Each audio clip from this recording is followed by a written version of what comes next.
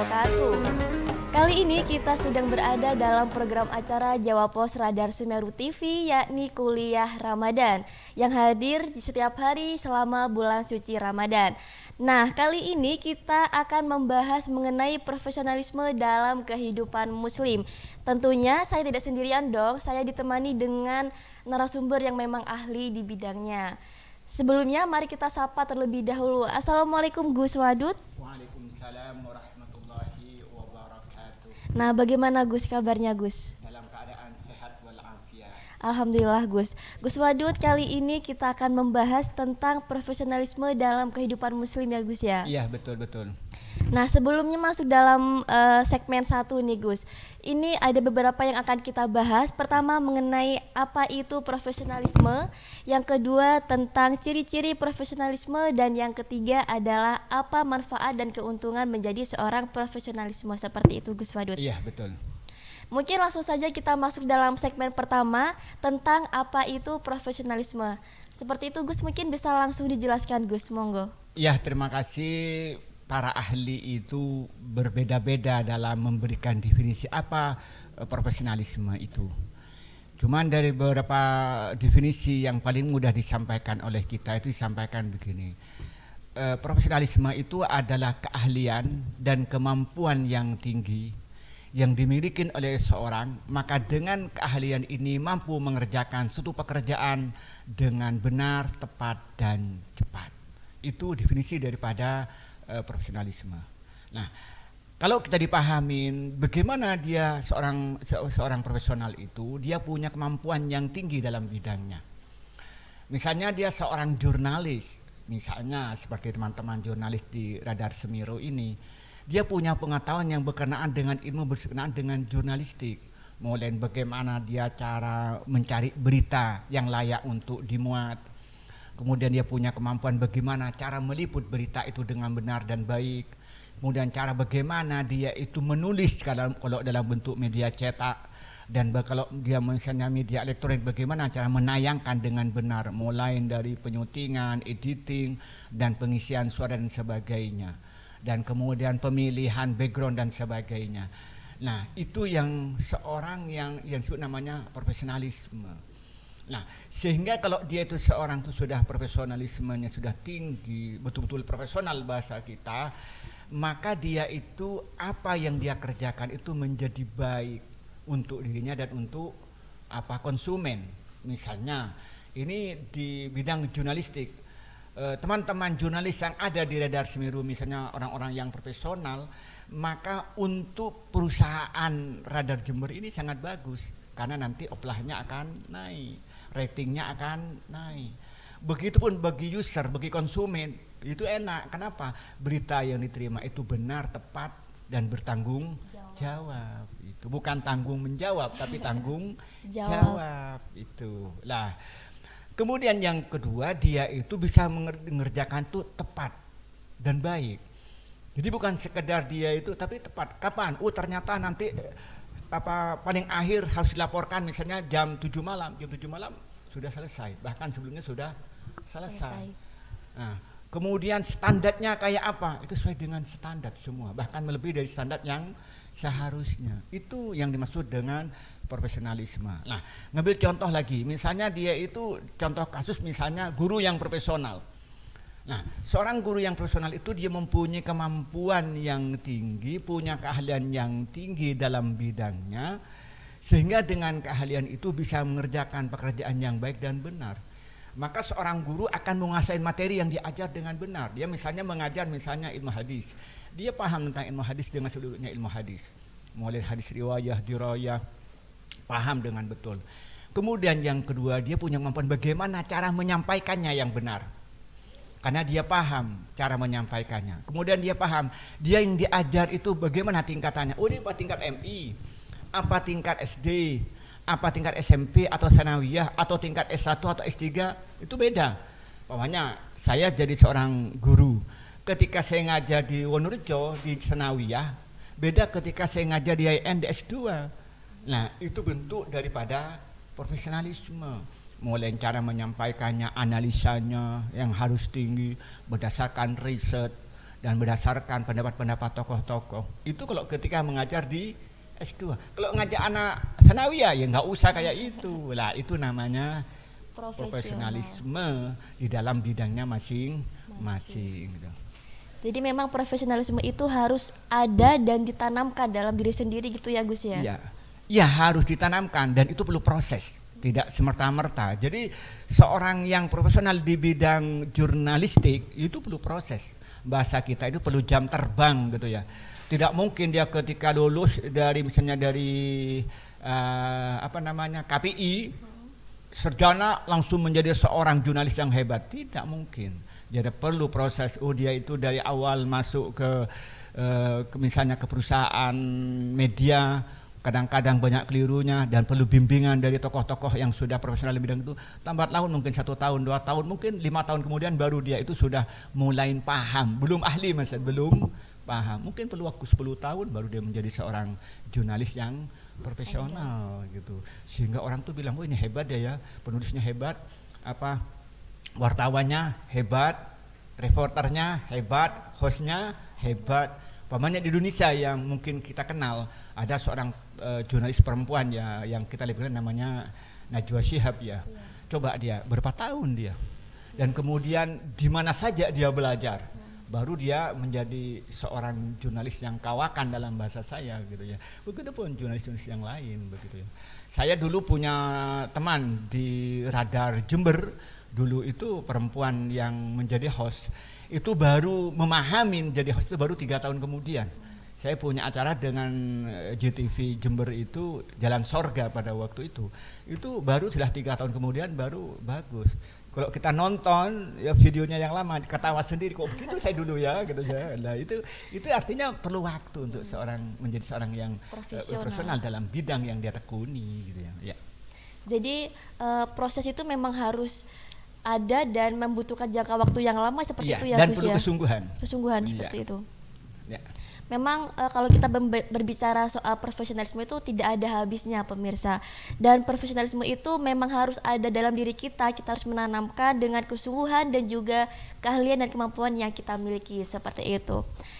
Oke pemirsa, jangan kemana-mana karena kita akan beralih ke segmen kedua yang akan membahas tentang ciri-ciri seseorang yang profesional. Dan tetap saksikan di Jawa Pos Radar Semeru TV.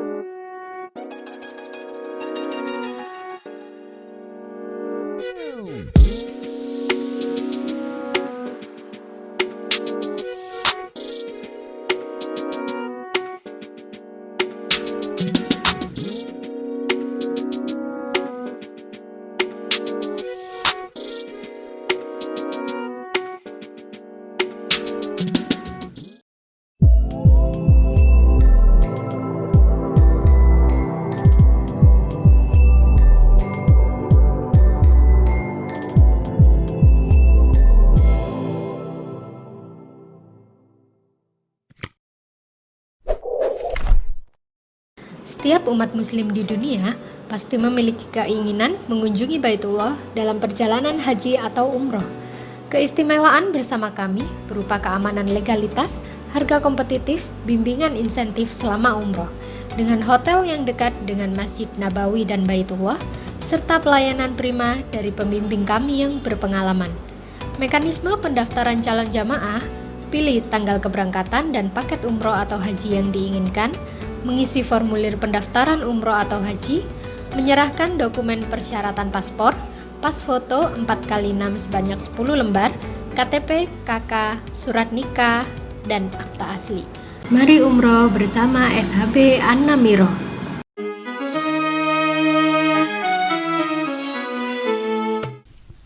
Oke pemirsa, kembali lagi bersama saya Ade Aprianis. Kali ini kita masuk ke dalam segmen kedua dalam program acara Kuliah Ramadan. Nah, kali ini kita akan membahas lebih dalam tentang bagaimana ciri-ciri orang yang profesional seperti itu, tentunya dengan Gus Wadud.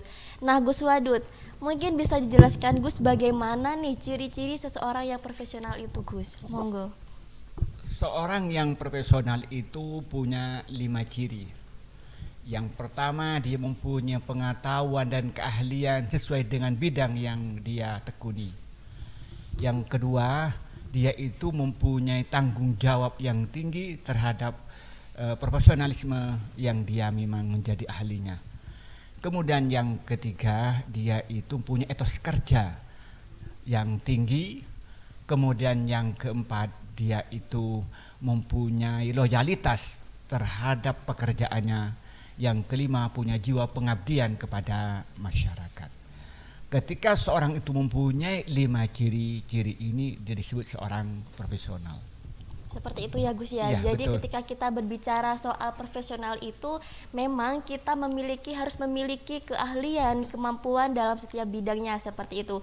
Dan jika kita kaitkan lagi dengan ciri-ciri yang tadi Gus sampaikan, itu ada yang pertama ada mengenai bagaimana seseorang harus mempunyai pengetahuan yang tinggi Gus. Nah, seperti itu Gus. Iya. Mungkin Gus bisa dijelaskan pengetahuannya seperti apa Gus? Iya, seorang yang profesional dia harus mempunyai keahlian dan pengetahuan yang tinggi dengan profesi yang dia tekuni. Misalnya dia seorang guru, misalnya dia guru matematika misalnya. Dia harus tahu tentang matematika dan menguasai tentang matematika dengan baik, dengan sempurna. Itu yang pertama. Kemudian kedua, dia mempunyai kemampuan bagaimana cara mengajar matematika itu. Kemudian yang ketiga, harus tahu peserta didiknya itu siapa. Mungkin dia tingkat TK, PAUD, mungkin dia tingkat SD, SMP, yang dihadapi orang kota atau orang desa, anaknya orang kaya atau anaknya orang miskin, orang cerdas, orang tidak cerdas, harus tahu. Jangan sampai dia itu mengajar matematika kepada orang yang cerdas sama dengan pada yang tidak cerdas.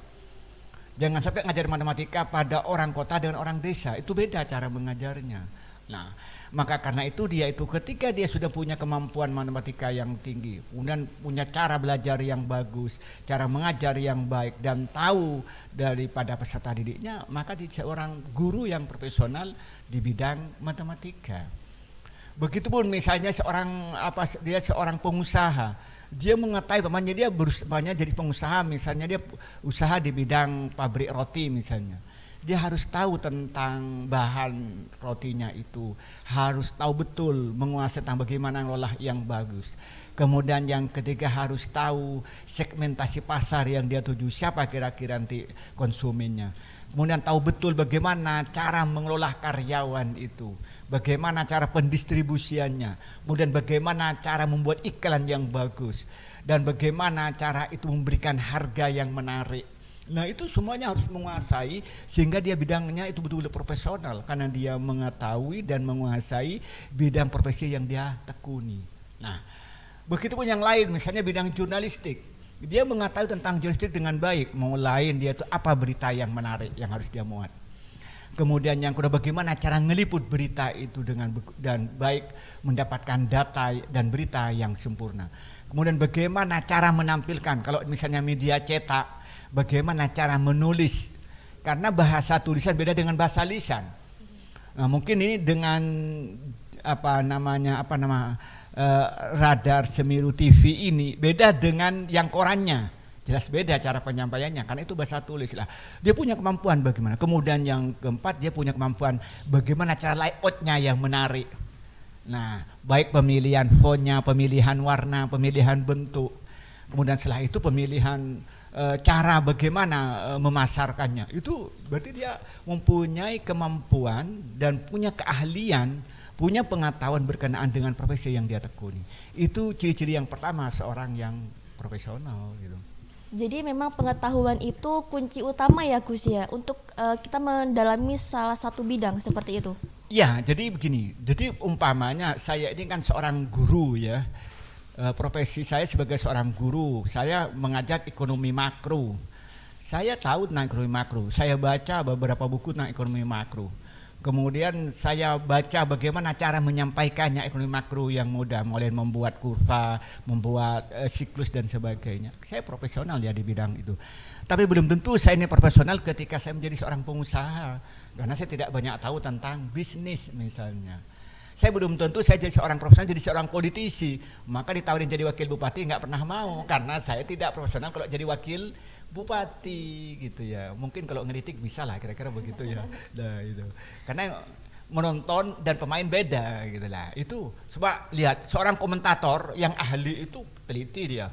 Coba lihat. Tapi kalau sekedar jadi penonton yang ngeritik ya banyak gitu. Jadi seorang profesional itu kata kunci yang pertama punya keahlian dan punya pengetahuan dengan profesi yang dia tekuni gitu. Ya. Ya jadi seperti itu pemirsa. Ya. Ciri-ciri yang pertama memang harus kita mempunyai pengetahuan yang tinggi untuk bisa menjadi seorang yang profesional. Nah kita lanjut untuk ciri-ciri yang kedua nih Gus. Ini ada tentang harus mempunyai tanggung jawab yang tinggi. Nah itu bagaimana menurut Gus Wadud? Ya tanggung jawab yang pertama pengertiannya dia itu punya tanggung jawab dengan profesi itu. Saya punya tanggung jawab sebagai profesi sebagai seorang guru. Bagaimana jadi guru yang baik? Karena punya tanggung jawab maka saya harus belajar sebelum mengajar. Walaupun materi berulang-ulang untuk diajar. Yang kedua saya mempunyai tanggung jawab untuk menyampaikan materi kepada peserta didik dengan baik. Saya mempunyai tanggung jawab itu masuk tepat waktu. Saya punya tanggung jawab untuk mengajarkan tuh materi selesai sesuai dengan waktu yang ditetapkan. Kemudian yang ketiga punya tanggung jawab saya ini supaya peserta didik itu minimal itu 80% memahami dengan materi yang saya sampaikan. Nah, itu adalah bentuk tanggung jawab. Maka karena itu mesti saya ini berusaha masuk tepat waktu, bahkan sebelum waktunya tiba sudah datang. Kalau sekarang pakai Zoom sebelum waktunya tiba Zoom sudah diaktifkan. Kemudian sebelum mengajar sudah saya baca buku, sudah membuat PowerPoint, kemudian sudah membuat video YouTube yang bisa kirim pada mereka, kemudian menyiapkan makalah, menyiapkan buku ajar, kemudian ketika mengajar itu semangat sekali, ya penuh energik sehingga senang, kemudian mencari jok-jok yang menarik, kemudian mencari cerita yang mudah dipahami sebagai contoh daripada materi itu, atau saya baca hasil riset untuk bisa sebagai contoh atau baca berita terkini kan saya ngajar ekonomi makro misalnya ketika saya mengajar tentang teori moneter saya harus paham tentang moneter itu gitu. Dan bagaimana perkembangan moneter terkini di tingkat internasional maupun nasional gitu. Itu bentuk tanggung jawab daripada seorang profesional. Sama dengan kita misalnya tanggung jawab sebagai jurnalis, yang pertama beritanya harus mendidik, bukan berita hoax gitu ya. Beritanya itu berita-berita yang benar, cara penyampaiannya harus benar, fotonya harus benar, kemudian terbitnya tepat waktu, ya itu kan bentuk daripada tanggung jawab seorang jurnalis yang profesional. Ya, tidak nanti kalau ini nanti bias dengan golongannya atau bias dengan macam-macamnya, ya itu namanya tidak profesional lagi gitu. Jadi memang profesional itu harus ditanamkan seperti itu Gus ya? Harus tertanam. Harus tertanam. Orang profesional itu sudah tertanam. Jadi kalau saya seorang guru yang profesional, tertanam dari saya tanggung jawab bahwa apa yang saya ucapkan tanggung jawab saya, jangan sampai keliru.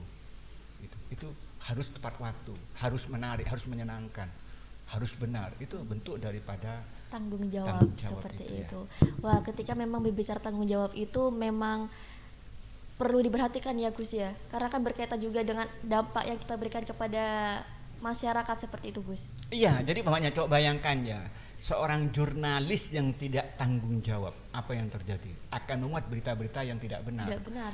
Kalau sudah tidak benar akan dibaca oleh pembaca ya, itu akan nanti kan salah paham. Ya. Karena dalam teori berita itu kan dipahami, dipikirkan, kemudian melahirkan tindakan. Teorinya begitu, teori berita kan. Orang membaca, paham, senang, bertindak. Nah, coba bayangkan kalau beritanya salah. Wah, umpamanya melaporkan berita Semeru umpamanya meletus, padahal tidak. Wah, orang kan pada gupu semua kan. Nah, itu contoh sederhana. Berarti ini tidak profesional. Tapi seorang profesional itu akan menyampaikan berita dengan objektif apapun yang terjadi. Itu bentuk adalah profesionalisme dalam bidang jurnalistik misalnya ya.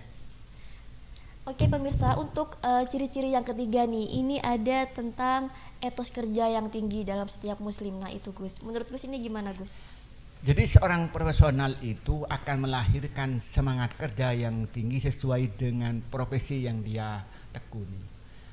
Jadi kalau dia namanya seorang pengusaha, maka dia punya etos kerja di bidang bisnis. Dia ketika janji dengan orang sebelum berapa menit sebelumnya sudah on time. Minimal tepat waktu, tapi bila biasanya on time. Jadi kalau janji jam 9, setengah 9 sudah siap-siap. Itu bentuk ciri-ciri daripada etos kerja.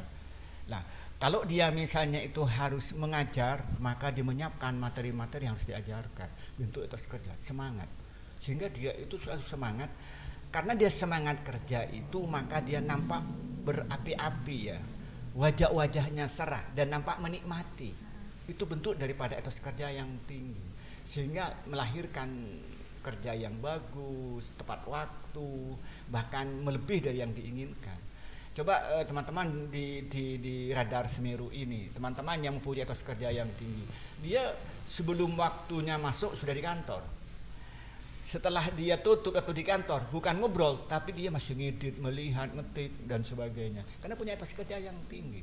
Belum lagi dia akan melatih diri. Dia mulai membaca koran-koran yang berkelas internasional. Kemudian sudah mulai membaca koran tingkat nasional yang bagus. Kemudian sudah dibandingkan dengan tulisannya sendiri. Terus begitu. Jadi dia punya pikiran bagaimana dia mengupdate pengetahuannya dan mengembangkan pengetahuannya karena punya etos kerja yang tinggi gitu. Itu ciri-ciri seorang profesional atau ciri-ciri profesionalisme gitu. Iya Gus, kalau kita lihat nih Gus ya, saya melihat teman saya ataupun rekan-rekan saya yang lain dalam kehidupan nyata seperti itu, ketika mereka mempunyai etos kerja itu kadang ada yang etos kerjanya naik tiba-tiba turun. Nah itu bagaimana Gus? Ya etos kerja naik turun itu sesuai dengan motivasinya. Ketika motivasinya tinggi, etos kerja akan naik. Ketika motivasinya rendah, orang itu akan kinerjanya akan turun. Contoh begini, umpamanya sehari saya misalnya diminta untuk ngeliput berita. Lalu dibilang kalau kamu hasil meliput berita itu 2 dalam sehari akan saya gaji 50.000. Tapi kalau kamu bisa ngeliput berita sampai 4 saya akan bayar sehari 500.000. Kira-kira sampai itu santai apa lebih semangat? Lebih semangat Gus. Ya karena motivasinya lebih ingin gitu. Itu yang sifatnya materi. Coba kalau saya bilang saya ini dalam jangka 1 tahun akan menjadi seorang host pemandu acara yang hebat, yang kelas Jawa Timur. 2 tahun kemudian saya harus kelas nasional, 3 tahun kelas internasional. Kira-kira dia itu sekerja rendah atau tidak? Tidak. Pasti akan tinggi kan, belajar dan belajar, latihan terus, membaca bagaimana tekniknya, cara menjadi pemandu yang bagus, lalu nonton host yang kelas internasional. Kemudian dia akan membaca materi-materi dengan sesuai dengan materi yang sebagai hostnya. Kalau umpamanya menjadi host di bidang keagamaan, dia akan membaca tentang keagamaan. Kemudian melihat orang-orang yang biasanya menjadi host di bidang keagamaan, baik di tingkat daerah, tingkat regional, tingkat nasional, bahkan tingkat internasional yang ditonton misalnya CNN, misalnya IBC misalnya, atau kalau yang di Timur Tengah itu Al Jazeera misalnya yang ditonton untuk belajar bagaimana seorang pemandu yang kelas internasional. Nah, tapi kalau sudah bilang udah nggak apalah saya jadi pemandu sekelas Lumajang, ya udah merasa sudah paling hebat di Lumajang karena merasa nggak ada. Akhirnya apa? Disuruh belajar ya enggak, suruh baca ya enggak gitu. Jadi apalagi sudah punya rasa putus asa, aduh kenapa jadi pemandu cuma kerjanya begini-begini terus sih gitu. Udah nggak mau belajar dan terus akhirnya apa? Lama-lama tambah turun. Jadi etos kerja itu akan naik turun itu sesuai dengan motivasinya. Maka dalam kajian sufi, orang makin tinggi ingin masuk surga itu pasti ibadahnya makin tinggi. Coba orang-orang yang tidak ingin masuk surga dalam tanda kutip itu tidak punya semangat untuk masuk surga, dia tenang aja berbuat maksiat, suruh bangun subuh berjamaah sudah malas gitu ya, karena dia tidak punya keinginan yang tinggi untuk masuk surga gitu. Coba para wali yang cintanya kepada Allah sedemikian rupa, mengharapkan itu Allah sedemikian rupa, maka ibadahnya itu tinggi. Maka etos kerja itu akan bergaris lurus dengan motivasi yang diinginkan oleh seseorang itu. Jadi seperti itu pemirsa, etos kerja itu memang akan tinggi ketika kita mengetahui apa motivasi kita, seperti itu ya Gus ya. Dan selalu diperbarui motivasi itu. Jadi ketika saya boleh putus asa, diperbarui lagi dengan cara membaca tokoh-tokoh yang sudah hebat. Wah, ternyata ya dengan jadi host itu bisa menjadi orang kaya raya ya. Dengan jadi host bisa menjadi orang yang terkenal ya. Nah, itu kalau itu berarti saya harus jadi host yang hebat loh, yang profesional. Coba bayangkan kalau sampai misalnya jadi seorang host yang hebat ya, kira-kira banyak orang kan nyewa, mesti kan. Iya. Setiap ada acara diskusi disewa, ketika ada acara misalnya seminar mesti disewa, ketika nanti ada acara TV luar kota datang di sini mesti disewa. Itu kalau sudah profesional kan tanya nanti, ini host yang hebat di Lumajang itu siapa sih? Kan pasti didata oleh orang. Sama dengan penceramah, kira-kira penceramah yang hebat siapa? Pokoknya saya orang yang dokter di bidang ekonomi. Orang bilang, siapa dokter ekonomi Islam di Lumajang? Mesti nyebutnya saya. Walaupun saya bukan berarti orang yang hebat, tapi kan saya berusaha menjadi seorang profesional. Nah, dan berkir mengupdate, saya tingkat Lumajang ya, tapi tingkat sekian harus tingkat Jawa Timur, tingkat sekian harus saya tingkat nasional, sekian ini harus tingkat internasional, membaca, diskusi, ngikutin forum-forum internasional, gitu. Kenapa? Karena punya etos kerja menjadi seorang yang hebat gitu. Jadi kita harus selalu mengupgrade diri ya Gus ya. Ketika dirinya punya etos, punya keinginan yang tinggi, akan melahirkan selalu mengupdate dan mengupgrade diri, pasti itu. Jadi memang etos kerja ini selalu bergandengan dengan motivasi kita yang tinggi seperti itu. Nah, pemirsa, untuk ciri-ciri yang keempat nih, ini ada tentang bagaimana kita bisa mempunyai jiwa pengabdian kepada masyarakat untuk menjadi orang yang profesional, Gus. Bagaimana Gus? Jadi kalau bahasa agama itu harus punya ikhlas. Jadi kalau orang yang punya ikhlas dengan artinya mengabdi kepada Allah dan mengabdi kepada masyarakat ini punya etos kerja yang tinggi. Karena hitungannya tidak matematika uang. Contoh begini, saya memang jadi guru. Jadi guru itu berapa sih digaji? Paling banter sebulan mungkin 500.000 ya. Kecuali nanti dapat sertifikasi berapa. Coba ngajar mulai jam 7 pulang sampai nanti itu misalnya jam 1 siang. Gajinya 500, paling tinggi 1 juta. Kalau hitungan kita hanya matematik uang, mesti dia pokok maju masuk sekenanya, nanti ke kelas hanya bawa LKS saja kerjaan anak-anak, dia sambil rokok-rokokan main HP gitu.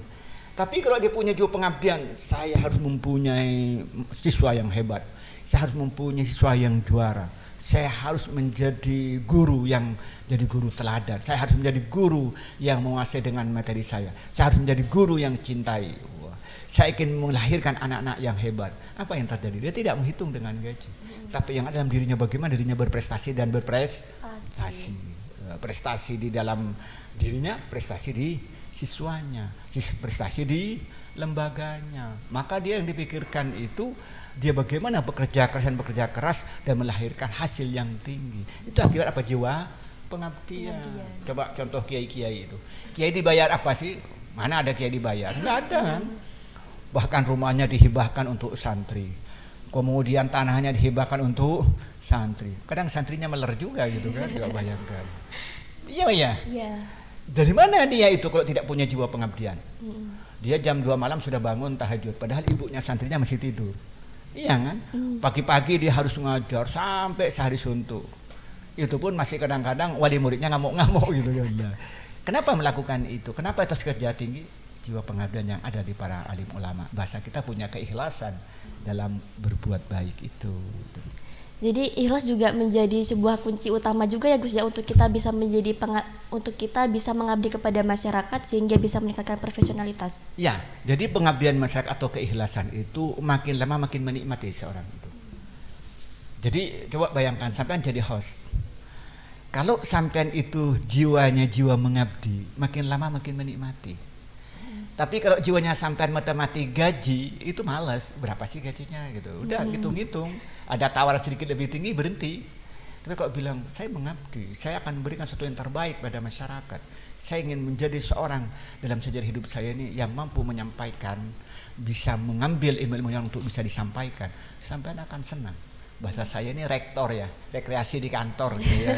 Jadi teman-teman di jurnalis ini yang ada sekarang ini menemani mulai daya editingnya, nyutingnya, lampunya, karena dia punya jiwa pengabdian, menikmati Padahal pagi-pagi seharusnya tidur dia pergi ke sini gitu ya. Seharusnya santai-santai dengan istrinya dia jalan-jalan ke sini. Apa? Karena punya juga pengabdian. Jadi menikmati. Jadi kata teman-teman, ayo kita rekreasi. Kita nih rektor katanya apa? Rekreasi di kantor. Jadi menikmati di guyonan, menikmati gitu ya. Kenapa? Karena kita punya jiwa pengabdian pada masyarakat. Jadi memang dengan loyalitas itu kita juga mengimbangi dengan inovasi-inovasi yang baru, kemudian teman-teman yang baru seperti itu ya Gus ya. Contoh begini, seorang suami ketika cinta kepada istrinya pasti yang dipikirkan memberikan yang terbaik untuk istrinya kan, dan selalu berpikir bagaimana istrinya itu bahagia. Begitupun seorang istri ketika dia itu loyal pada suaminya, selalu berpikir kira-kira apa yang suaminya bikin senang, kira-kira kalau masakan apa yang bikin suaminya itu senang. Itu kan bentuk loyalitas. Coba kalau nggak loyal, sudah nggak cinta lagi, memang gue pikirin makan atau enggak, memang gue pikirin mau marah, mau nangis, mau gue pikirin. Tapi kok enggak. Bagi saya air matamu sangat berharga, jangan sampai menetes kecil apapun, kan begitu. Kenapa? Bentuk loyalitas. Ya gitulah. Nah, saya bilang gini ya, coba bayangkan, saya ini seorang dosen dan saya ngajar beberapa perguruan tinggi dan saya ngajarnya di ekonomi dan saya ngajarnya di perbankan. Coba bayangkan, biasanya kalau mahasiswa perbankan tuh beda dengan mahasiswa-mahasiswa yang lain lah. Dan lumayan lah gitu ya. Coba bayangkan kalau saya tidak punya loyalitas kepada istri saya, bisa selingkuh, selingan indah keluarga utuh katanya. Itu katanya anak sekarang, padahal enggak juga gitu kan. Ya kira-kira begitulah. Itu bentuk loyalitas yang harus kita bangun dalam profesionalisme itu. Jadi ketika kita berbicara soal profesionalitas pemirsa, memang banyak sekali ciri-ciri yang harus kita ketahui. Ini yang pertama ada pengetahuan yang tinggi, kemudian tanggung jawab yang tinggi, etos kerja yang tinggi, jiwa pengabdian, dan juga loyalitas seperti itu. Nah pemirsa, untuk selanjutnya kita akan membahas tentang apa saja manfaat dan keuntungan kita menjadi seorang profesionalitas. Dan tentunya jangan kemana-mana, tetap stay tune di Jawa Pos Radar Semeru TV.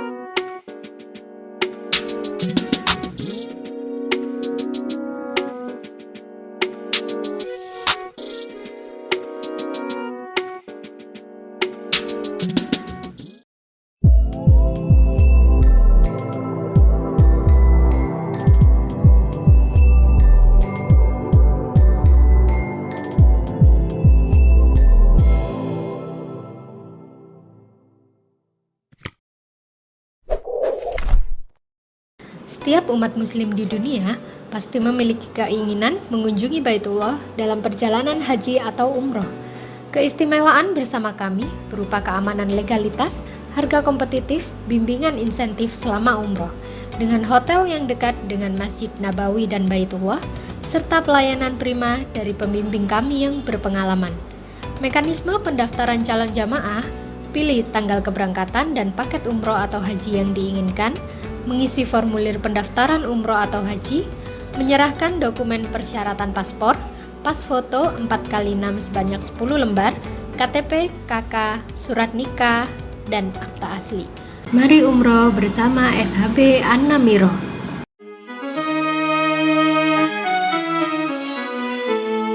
Baik pemirsa, jumpa lagi bersama saya Ade Aprianis di segmen ketiga di acara Kuliah Ramadan.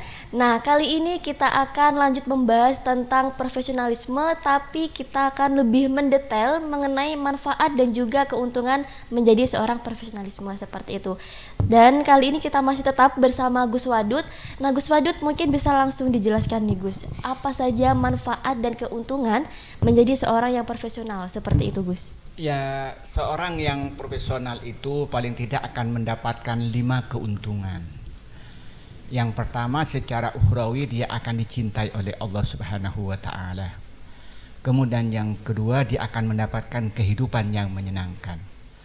Kemudian yang ketiga, dia itu akan dicintai oleh masyarakat, terutama oleh orang-orang yang menjadi konsumen atau menjadi user daripada profesi yang dia tekuni. Kemudian yang keempat, dia itu akan mendapatkan keuntungan duniawi, akan mendapatkan harta dan sebagainya. Kemudian yang kelima itu dia mempunyai kepuasan batin, itu yang terpenting. Nah, itu jadi ada 5 tentang keuntungan daripada profesionalisme itu. Mungkin Gus Wadud bisa menjelaskan untuk keuntungannya pertama nih Gus. Iya, yang pertama itu dicintai oleh Allah. Dalam hadis yang diriwayatkan Imam At-Tabrani yang datangnya dari Siti Aisyah, Rasulullah bersabda, "Innallaha yuhibbu idza amila ahadukum amalan ayyudkinahu." Allah senang kepada seorang ketika mengerjakan satu dikerjakan dengan profesional. Itu hadisnya diriwayatkan Imam At-Tabrani. Hadisnya sahih. Jadi Allah itu senang ketika melihat orang sebagai guru dikerjakan sebagai guru yang profesional. Ketika menjadi seorang jurnalis, jadi jurnalis yang profesional. Ketika dia jadi pengusaha yang profesional. Ketika menjadi pemandu, juga pemandu yang profesional. Allah cinta pada dia. Apa bentuk cintanya? Maka Allah akan berikan rahmat pada dia, akan berikan kasih sayang pada dia, akan nanti memberikan keberkahan hidup dia, akan diberikan dirinya kebahagiaan dalam bermasyarakat, berbangsa dan bernegara. Itu dan lebih dari itu nanti akan diberikan pengampunan oleh Allah Subhanahu wa taala, sehingga dia akan diberikan rezeki di jalan tidak terduga, dan kalau ada kesulitan akan diberikan jalan keluar. Itu bentuk cintanya Allah kepada seseorang ketika mengerjakannya dengan profesional. Wah, jadi memang ketika profesional itu memang dicintai Allah seperti Iya, itu ya Gus ya. Iya. Ya pokoknya seorang ulama yang profesional, dia mesti dicintai oleh Allah. Misalnya dia seorang dosen yang profesional akan dicintai oleh Allah. Seorang jurnalis yang profesional akan dicintai Allah. Karena mesti berita-berita sesuai dengan tadi yang ciri-ciri yang 5 tadi itu, dia akan dicintai oleh Allah. Mungkin Gus untuk ciri-ciri yang lain Gus bagaimana nih Gus? Ciri-ciri yang kedua itu dia akan mendapatkan kehidupan yang menyenangkan. Karena itu termasuk amal soleh. Yang amal soleh niatin karena Allah. Allah berfirman dalam surat An-Nahl ayat 97 begini. Man amila sholihan min dzakarin aw untha wa huwa mu'minun fanuyannahu hayatan thayyibah wa najziyannahu ajrahum bi ahsani ma kanu ya'malun. Allah di sini barang siapa yang beramal soleh, baik laki-laki maupun perempuan, dalam keadaan beriman kepada Allah, maka sumpah Allah akan diberikan kehidupan thayyibah, hayatan thayyibah, kehidupan yang menyenangkan, dan akan dibalas lebih dari apa yang mereka kerjakan. Jadi hayatan thayyibah ini dia kalau jadi seorang jurnalis, ya akan jadi jurnalis yang dipuji-puji orang. Kalau dia menjadi seorang seorang dosen akan dipuji-puji oleh seorang, akan mendapatkan uang lebih banyak. Kalau dia misalnya seorang bupati yang profesional, wah dia akan diangkat terus dia. Kalau misalnya bisa 3 periode, bikin 3 periode. Kenapa? Profesional gitu ya. Hayatan thayyibah. Kalau jadi seorang orang tua yang profesional dalam mengatur anak-anaknya, hayatan thayyibah. Orang pengusaha ini, misalnya pengusaha perumahan ini ya, yang profesional, ya misalnya perumahannya bagus, penampilannya bagus, kemudian bahan-bahannya bagus, harganya bagus, cara penyampaiannya bagus, cara pemasarannya bagus, kan nanti semua karyawan kan untung, terutama juga pemiliknya. Nah itu kan hayatan thayyibah. Maka itu di situ hayatan menyenangkan gitu. Bahkan nanti akan mendapatkan balasan melebihi dari yang seharusnya dimiliki. Contohnya begini ya. Sekarang seorang guru yang profesional, pertama jadi guru biasa kan. Karena profesional lama-lama dia akan diangkat menjadi jadi waka guru ya, waka sekolah ya, jadi wakil sekolah. Lama-lama akan menjadi apa? Sekolah. Sekolah kan, bisa lama-lama menjadi wakil ketua yayasan, lama-lama menjadi ketua yayasan. Kan itu kan proses itu.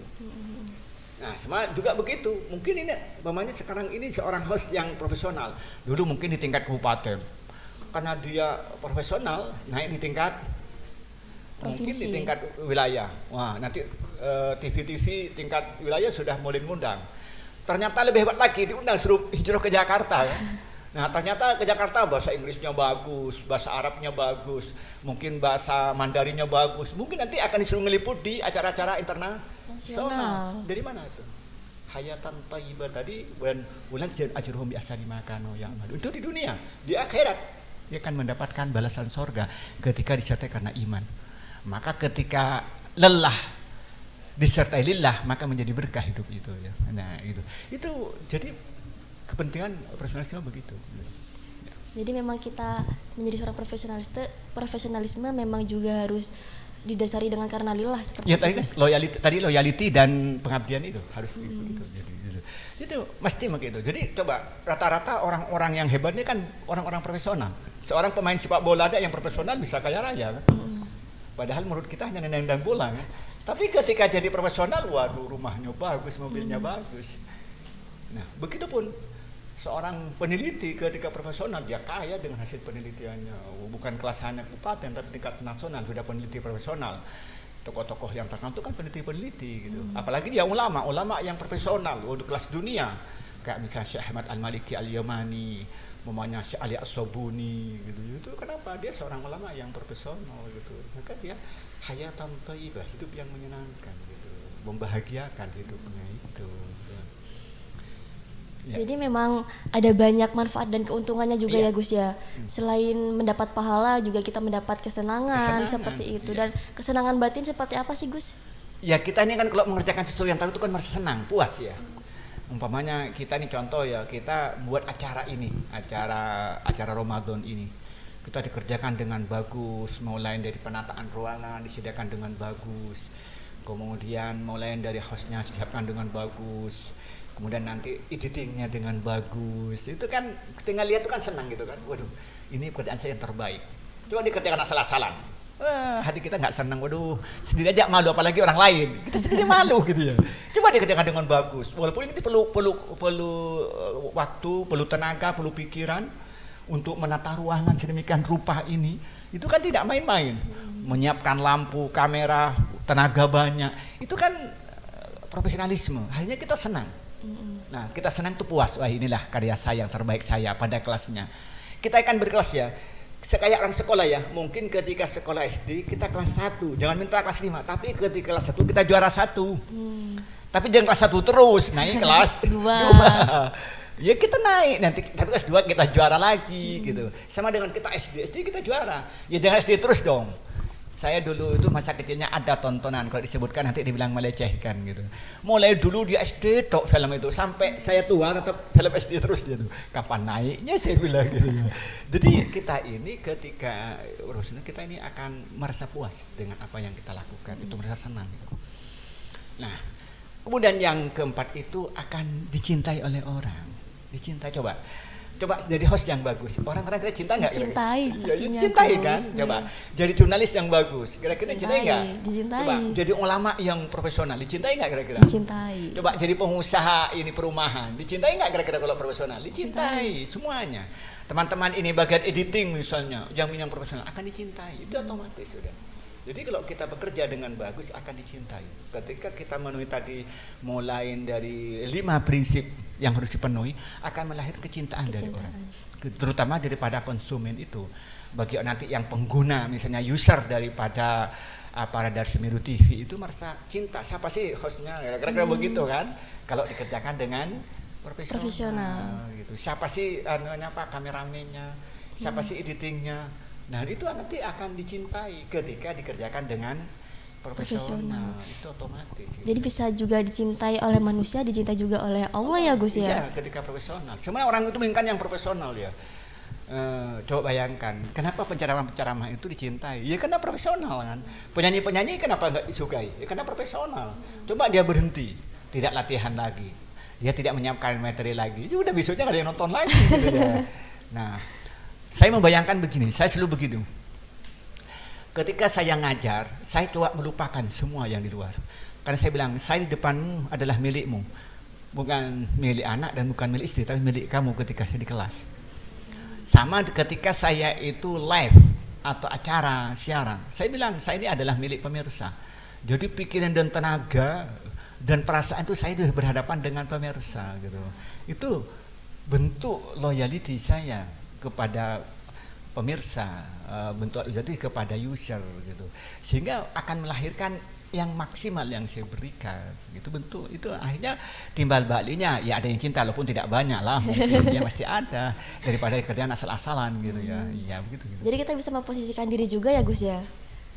Ya, saya kan selalu berpikir ini, kita ini jadi pendakwah, yang menjadi host dan sebagainya. Saya bilang begini, saya mungkin ada yang nggak setuju dengan saya, mohon maaf.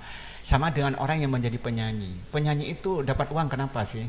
Ya karena dibayar oleh yang manajernya. Kenapa dibayar? Karena ada orang yang beli tiket. Kenapa orang beli tiket? Ya karena senang. Kenapa senang? Karena tampil maksimal. Kenapa tampil maksimal? Karena profesional. Berarti ujungnya kemana? Profesional. Baru dicintai oleh pemirsa, oleh fan dan sebagainya gitu. Ya, kemudian yang terakhir itu akan menghasilkan uang. Nah, uang itu akan bertingkat sesuai dengan profesionalismenya. Nah, mungkin kalau tingkat kabupaten ini dapat berapa juta gitu ya. Kalau nanti tingkat wilayah berapa juta. Mungkin kalau sudah tingkat internasional ya sudah unlimited gitu. Kira-kira begitulah. Nah, maka karena itu kalau kita ingin mendapatkan uang, maka juga profesionalisme itu harus kita tingkatkan. Jadi kata kuncinya begini. Tidak ada keberhasilan ini tanpa perjuangan. Tidak ada keberhasilan tanpa profesionalisme. Maka karena itu perlu kita berpikir, kita harus berpikir bagaimana kita menjadi seorang profesional sesuai dengan bidangnya masing-masing. Yang jadi politisi yang profesional, yang menjadi ulama yang profesional, yang menjadi pengusaha yang profesional, yang menjadi jurnalis yang profesional, yang jadi mahasiswa juga yang profesional. Kalau itu dilakukan, insya Allah dia akan doa yang dia minta akan terrealisasi. Rabbana atina fid dunya hasanah wa fil akhirati hasanah wa qina adzabannar. Di dunia hidupnya itu sukses, di akhirat itu sukses dan tidak pernah mendapatkan kesulitan dalam hidup dunia dan akhirat ketika dia profesional yang disertai dengan iman dan takwa. Itulah mungkin dari saya. Ya baik pemirsa, jadi ketika kita membahas soal profesionalisme dalam kehidupan manusia itu memang kompleks sekali ya. Tentang profesionalisme itu kita juga harus mempunyai kemampuan dan keahlian serta bagaimana kita bisa menjadi seorang yang loyalitas, bertanggung jawab dan lain sebagainya seperti itu. Dan juga ada banyak manfaat dan keuntungan seperti halnya kita bisa dicintai oleh orang lain, kemudian kita bisa mendapatkan banyak pahala yang diberikan oleh Allah seperti itu. Baik pemirsa, sekian dulu perjumpaan kita kali ini dengan Gus Wadud. Terima kasih Gus Wadud atas waktunya. Untuk selanjutnya tetap tonton terus kuliah Ramadan di edisi-edisi berikutnya. Dan jangan lupa untuk pemirsa mengikuti kuis kuliah Ramadan dengan menjawab pertanyaan dari narasumber pada kolom komentar channel Jawab Pos Radar Semeru TV. Terima kasih dan wassalamualaikum warahmatullahi wabarakatuh.